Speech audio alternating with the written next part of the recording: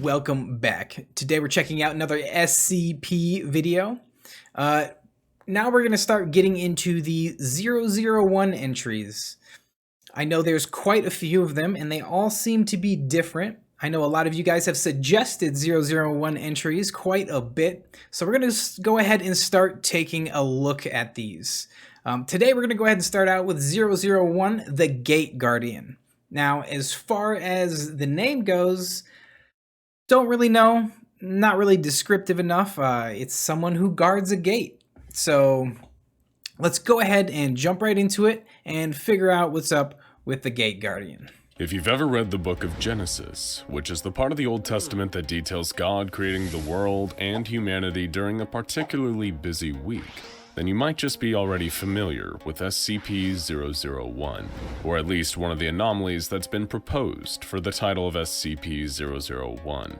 Because of course, SCP-001 doesn't refer to a single creature, object, or entity, but rather a collection of various anomalies contained by the SCP Foundation. Okay, so the 001s are a collection, so there's many 001s. Sharing the name SCP-001 include the infamous Scarlet King, a powerful eldritch being intent on ending all of creation that is thought by Foundation researchers to be one of the most dangerous beings in this and any other universe. But the Scarlet King isn't the only incredibly powerful being categorized as SCP-001.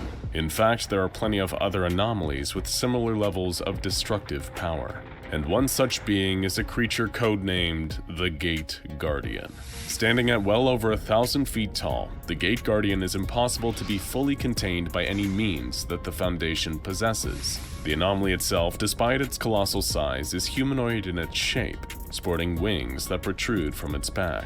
While it usually has 4 of these, SCP-001 has historically been seen to have any number of wings between 2 and 108, sprouting from various places over its body, including its shoulders, ankles, wrists, and even its temple. Okay, so it looks like, from what I can tell so far, it looks like he may be the guardian to heaven, or possibly the Garden of Eden. Clearly very Judeo-Christian inspired in the fact that it's a version of an angel. Now, biblical angels are wild. They're not like little cherubs with wings on them. They're really kind of monstrous creatures that kind of defy human expectation when you see biblically accurate angels. Really weird stuff. Many wings, many eyes, oftentimes not even remotely shaped like a human. So, okay, we won't go ahead and say this is an angel, but it has some similarities to biblical angels. This gigantic guardian also carries its own weapon, referred to as SCP-001-2. This weapon resembles an enormous knife or sword, capable of emitting plumes of flame. According to tests conducted by the Foundation, the temperature of the flames produced by SCP-001 rival that of our very own Sun. For reference, the Sun has a core temperature of over 27 million degrees Fahrenheit and 5,778 Kelvin at its surface, or almost 10,000 degrees Fahrenheit. You would expect a flaming sword that burns hotter than the sun to cause a considerable amount of damage, even if it wasn't in use. But I was actually just about to mention something like that. Like, if something was on Earth that was even remotely as close in temperature to the sun, it would ignite everything around it for quite a distance. It could possibly ignite the atmosphere, although I'm not sure if there's enough oxygen in the atmosphere for that to happen. On the other hand, my mind also said, well, don't say anything because it is an anomaly, so it doesn't really adhere to the normal laws of nature or physics, so it can probably wield this weapon without damaging things. Flames emitted by the weapon leave no lasting damage on the surrounding environment. It is capable, though, of annihilating anything that strays too close to SCP-001, burning them so intensely that their atoms literally separate, breaking potential attackers apart on a molecular level. Effective? Much as its codename suggests, the Gate Guardian stands solemnly at the threshold of some form of dimensional gateway, which is equally tall as SCP-001 itself. Behind the Guardian is a lush grove, abundant with fruit trees of astronomical size, as well as other beings that share a similar appearance to SCP-001.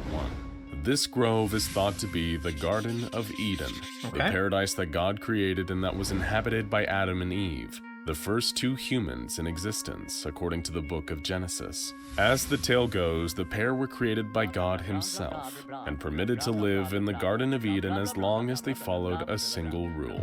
Adam and Eve were instructed not to eat any of the fruit that grew from certain trees that God had specified. Within view just behind the Gate Guardian are two immense trees, one bearing apples and the other bearing different fruit of an unknown type. The one that looks like an apple tree is believed, even by some in the Foundation, to be the biblical tree of knowledge that Eve was convinced to pick a fateful apple from after an encounter with a snake. The other, the one with unidentifiable fruit, is thought to be the tree of life. Okay. However, this is all speculation, since it is currently impossible to venture through this gateway and verify if the realm beyond is truly the Bible's own Garden of Eden.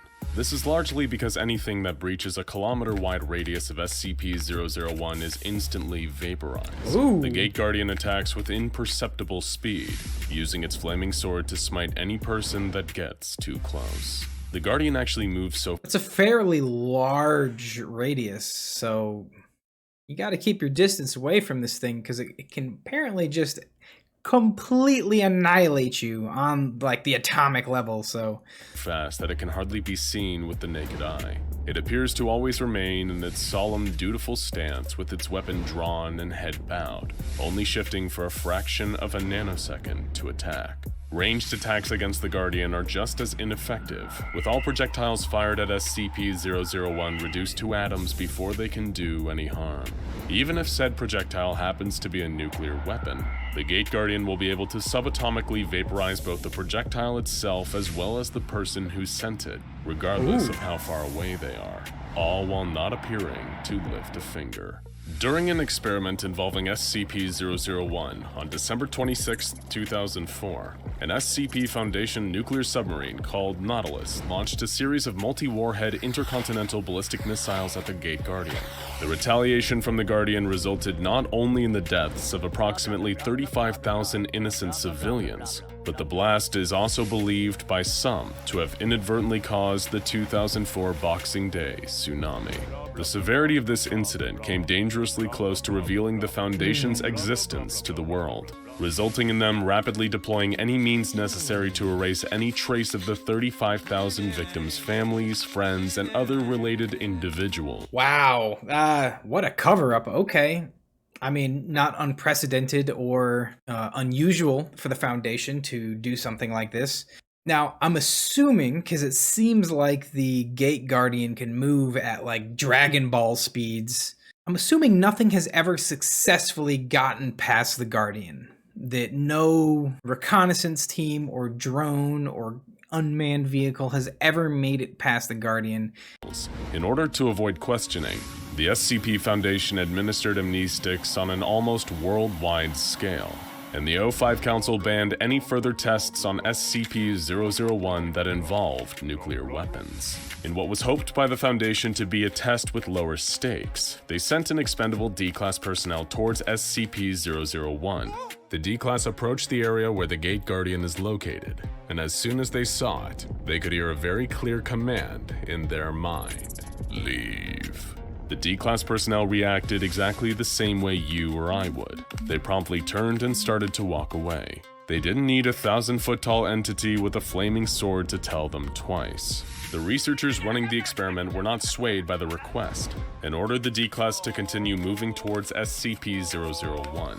When the D-Class continued to ignore their commands, they were terminated, as is standard policy when dealing with an insubordinate member of D-Class. SCP-001 appeared not to like this for some reason, though, and the researcher site as well as the researchers themselves were immediately obliterated by an unknown force. I don't know. It kind of makes sense to me when they sent in the D-Class and the D-Class got like a voice, right? And whether it was the Gate Guardian or, God himself that said leave, Either way, it was probably a very inborn sense of authority that the voice commands. When the D-Class followed those commands, he obviously wasn't obliterated or incinerated. He didn't come any closer to the Gate Guardian, and he followed the command and left. He was following orders from, essentially the highest being, whether it be the Gate Guardian or God, certainly higher on the scale than an SCP researcher or the Foundation. So when the Foundation terminates this D-Class for following the explicit instructions of the Gate Guardian probably didn't appreciate that. From the Gate Guardian's perspective, this D-Class personnel is, I'm going to say, an innocent individual, although I know a lot of D-Class personnels are murderers or criminals, prisoners of some kind for some reason. But I suppose in the eyes of the Gate Guardian, he was following instructions from a higher power. Therefore, he was innocent in the eyes of the Gate Guardian, and killing that D-Class personnel was basically slapping the Gate Guardian in the face and saying, no, we're ignoring your commands, we're ignoring your instructions. And as a result of that, as a punishment for that, the Gate Guardian was able to obliterate the people giving the commands. Essentially saying, my command is higher than yours. Knock it off. It's kind of like going over your boss, right? Like, instead of talking to your manager, you go to the owner of the entire company. So the owner can overwrite what your manager tells you to do. Though it's a pretty safe guess that a certain flaming weapon was responsible. This candidate for SCP-001 may be one of, if not the most powerful being that the SCP Foundation has ever encountered.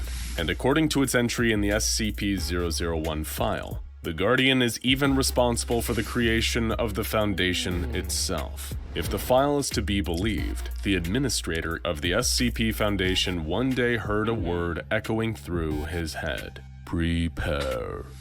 This one-word instruction led him to starting the SCP Foundation, containing countless dangerous anomalies and entities in preparation for an uncertain future. In all that time, since the very beginning of the Foundation, the Gate Guardian has remained standing at its post. While it is not aggressive nor openly hostile towards humanity, the Gate Guardian doesn't seem to care much for us either, at least as individuals. It rarely interacts with human beings when left unprovoked, and venturing too close to the Guardian, however, is not an automatic death sentence. The Guardian first communicates with any living being approaching it via a telepathic message, instructing them to either leave or forget. If whomever has stepped too close to SCP-001 complies with the instructions, they'll be able to freely leave the area, while simultaneously forgetting every detail of the Gate Guardian's existence. Ignore these warnings though, and SCP-001 has no qualms about completely eliminating you from reality. Given its enormous destructive potential, it is no wonder that the Foundation has tried to use the Gate Guardian to eliminate other dangerous SCPs, each with varying results.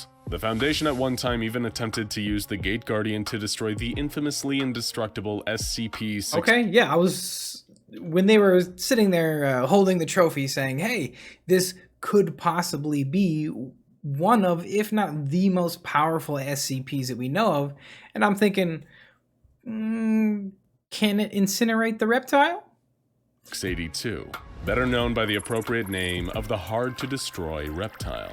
Due to the malicious contempt SCP-682 holds for human beings and all other forms of life, it is perhaps one of the most dangerous anomalies the SCP Foundation has in containment. SCP-682 is also one of the few creatures the Foundation actively wants to terminate, a task made that much harder given that 682 can regenerate its entire form from as little as a single cell. The Gate Guardian had already shown time and time again that it was capable of massive destruction, and researchers working for the Foundation hoped to harness that power to rid the world of SCP-682 for good. 682 was placed on an unmanned vehicle and carried to within 1 kilometer of the Gate Guardian.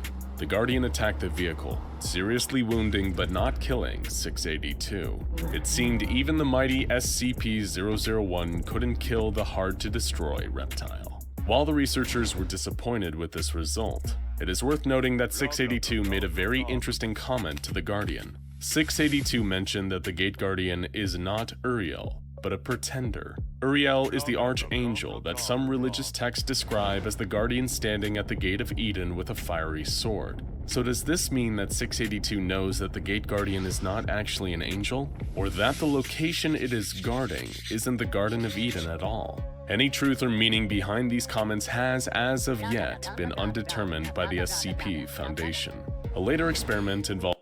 In their attempt to destroy 682, they put him on an autonomous vehicle and just drove him at the Guardian. Now, the Guardian obviously destroyed the vehicle.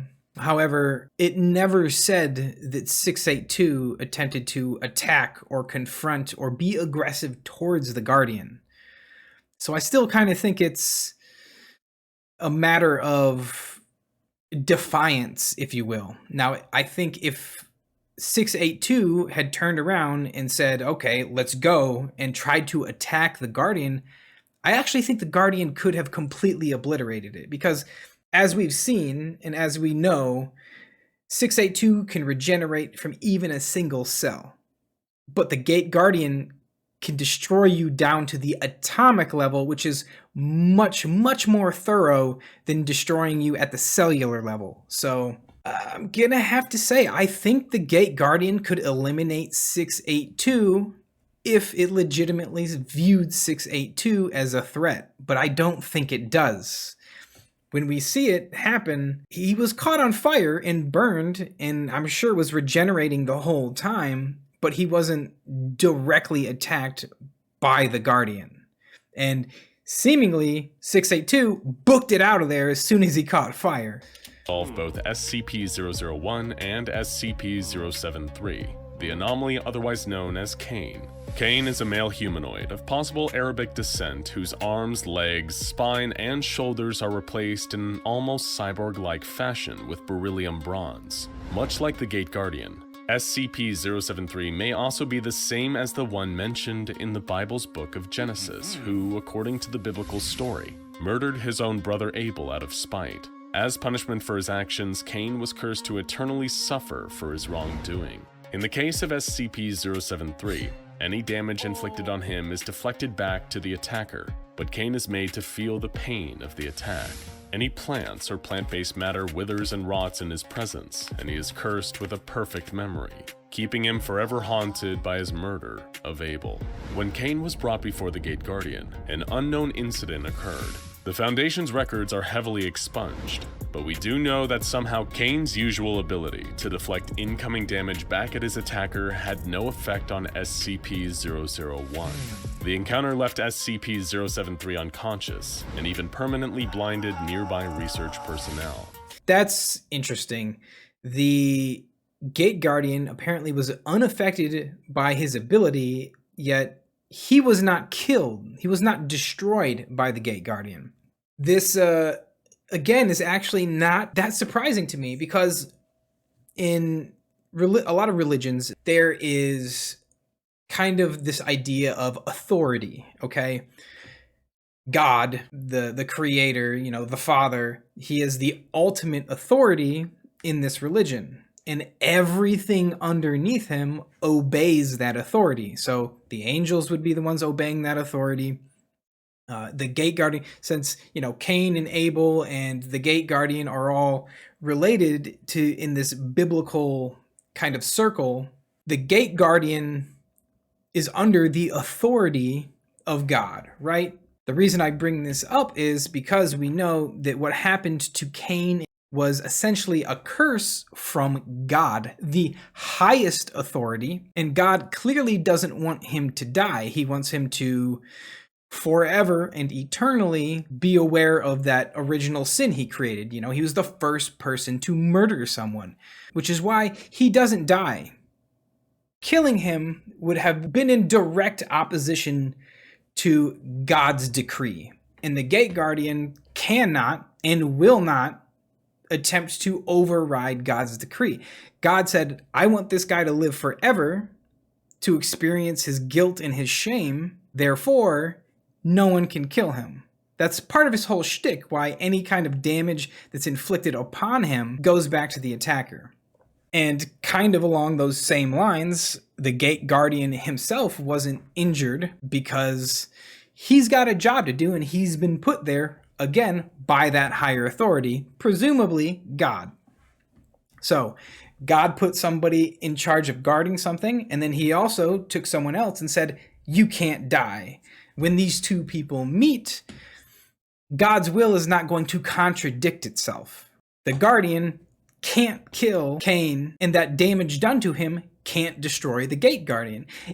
So it makes sense. It's these hierarchy of authority. They're both biblical in nature, so it makes sense that they would both kind of adhere to the same rules, at least in my opinion. It was as a direct result of this incident that the O5 Council demanded that no further experiments of any kind were to be conducted on SCP-001, with the administrator even filing an executive order that no SCPs be exposed to the Guardian, and that SCP-001 was to never be used for the attempted termination of other SCPs. Of course, perhaps it wasn't just the mistakes of the past that made the Council decide that SCP-001 was best left alone. At some point, an erratic transmission was received from Site-0 by Foundation personnel, detailing an XK-class end-of-the-world scenario. In the transmission, the sender, believed to be another member of the SCP Foundation, described an event during which the Gate Guardian finally left its post, stepping away from the entrance to the Garden of Eden. SCP-001 has left its location, the sender wrote. The gate is open. They are riding forth. Oh God, it's so beautiful. The transmission then goes on to repeat various phrases including, the Lord shall reign forever, and hear, O Israel, the Lord our God, the Lord is one. What can be inferred from the rambling transmission is that the event being described is the end of the world. Okay. Some believe that once God deems it time, his angelic armies will lay waste to the earth in order to remake it as a paradise. When this occurs, SCP-001, the Gate Guardian, will open the gate he stands in front of, allowing the other beings like it to emerge into our world, ready to cleanse it. Perhaps most interesting is the source of the message. The transmission was received from within the Foundation from Site-0. However, when questioned by personnel, O5-14 told them that no such message had been sent or even existed. While some disregarded the transmission telling of the end of the world as a hoax, it was then that a timestamp was discovered. This warning had not been sent from Site-0, at least not yet, and was dated several years in the future. Despite this ominous warning of things to come, the Gate Guardian remains inactive, standing at the threshold to Eden, waiting. Now check out SCP-001, which is the real SCP-0... Alright guys, so that was SCP-001, the Gate Guardian.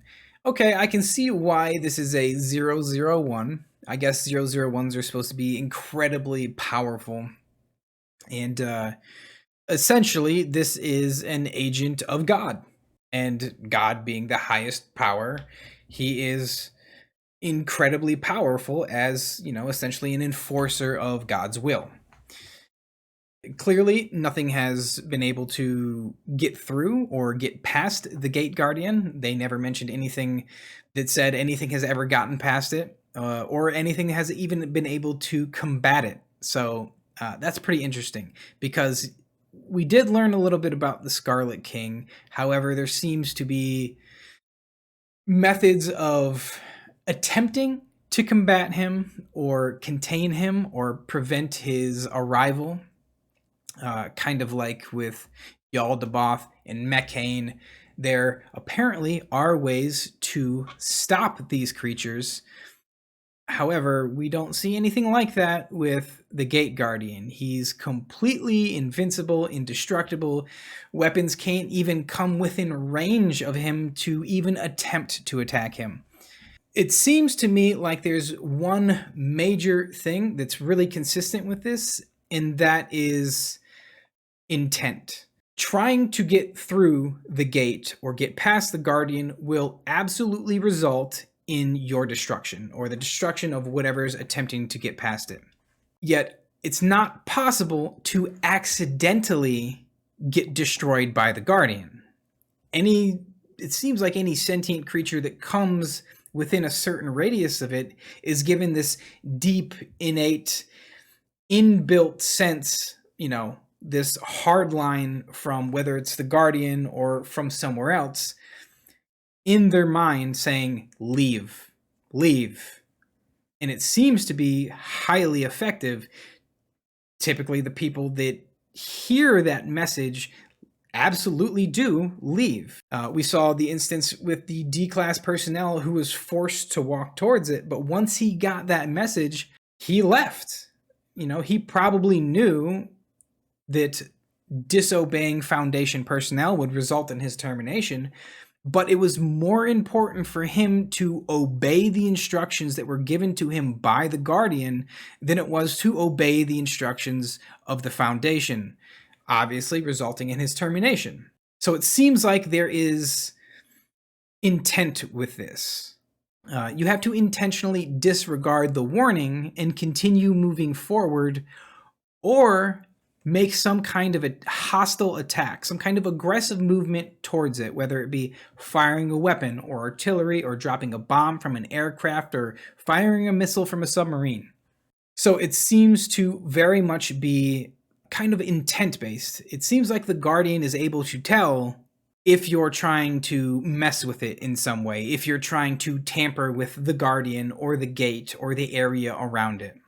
This one seems to play by very strict and clear rules that it adheres to. Definitely adheres to the hierarchy of authority.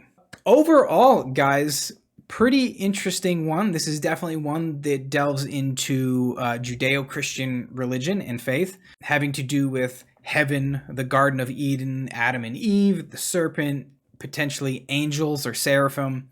So there's a lot going on here.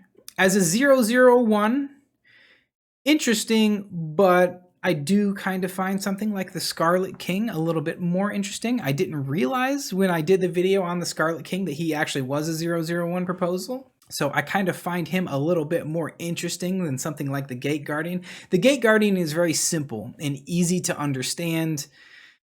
And, he's essentially self-contained. He's not going anywhere. He's not doing anything, at least not until Armageddon. So I did like this one.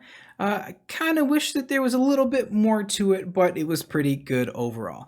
And I hope you guys liked the video. If you did, go ahead and click that like button. Go ahead and click that subscribe button if you haven't already. It really helps the channel out. As always, leave a comment down below. Let me know what other SCPs I should be checking out. Let me know what other 001 proposals we should take a look at. Thanks for watching the video. Thanks for stopping by. Take care of yourselves and have a great day.